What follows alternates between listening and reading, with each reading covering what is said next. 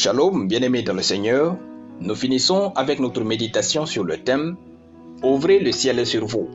Nous tirons notre texte dans Matthieu chapitre 13, le verset 58 qui nous dit ceci.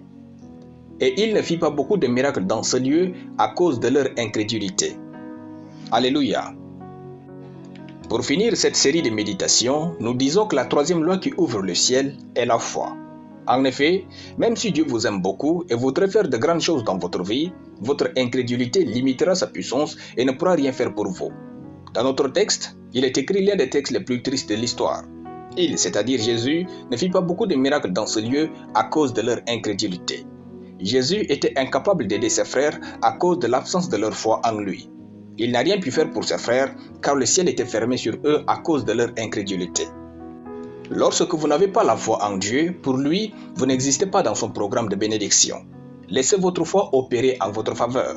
Laissez la foi ouvrir les cieux sur vous et vos entreprises. Dieu est infiniment grand, mais il sera toujours à la taille de votre foi dans votre vie. Dieu honore la foi des hommes et n'honore personne. C'est pourquoi beaucoup iront en enfer s'ils n'ont pas la foi en Jésus. Sans la foi, vous dégoûtez Dieu.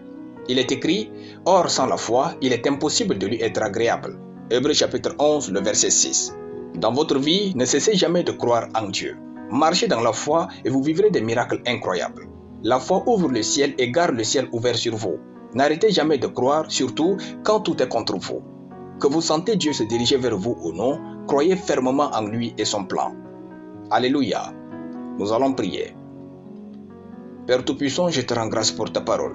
Je déclare que je vis sous les cieux ouverts de Dieu au nom de Jésus. Par conséquent, je suis béni, prospère, comblé de richesses et de paix à tous égards au nom de Jésus. Amen. La lecture biblique en une année, Marc chapitre 11 à Marc chapitre 16. Soyez bénis, c'était le pain du ciel.